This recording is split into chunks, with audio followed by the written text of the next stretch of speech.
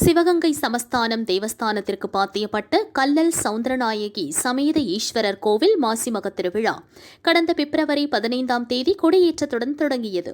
விழாவையொட்டி தினமும் காலை மாலையில் சுவாமி அம்பாள் பல்வேறு வாகனங்களில் வீதி உலா வந்து பக்தர்களுக்கு அருள் பாலித்தனர். திருவிழாவின் 9ஆம் நாளில் காலையில் அலங்கரிக்கப்பட்ட தேரில் சுவாமி அம்பாள் எழுந்தருளினர். சுவாமிக்கு சிறப்பு அபிஷேக ஆராதனைகள் நடைபெற்றன. மாலையில் பக்தர்கள் வடம் பிடித்து இழுக்க தேரோட்டம் வெகு விமரிசையாக நடைபெற்றது. தேர் 4 ரத வீதிகளையும் சுற்றி வந்து நிலையை அடைந்தது. தொடர்ந்து 10ஆம் நாள் விழாவில் தீர்த்தவாரி உற்சவம் முடிந்து கொடி இறக்கத்துடன் மாசிமக திருவிழா நிறைவு பெறுகிறது. விழாவிற்கான ஏற்பாடுகளை தேவஸ்தான கண்காணிப்பாளர் மற்றும் நாட்டார் நகரத்தார் செய்தனர். பல்லாயிரக்கணக்கான பக்தர்கள் தேரோட்டத்தில் பங்கேற்று சுவாமி தரிசனம் செய்தனர்.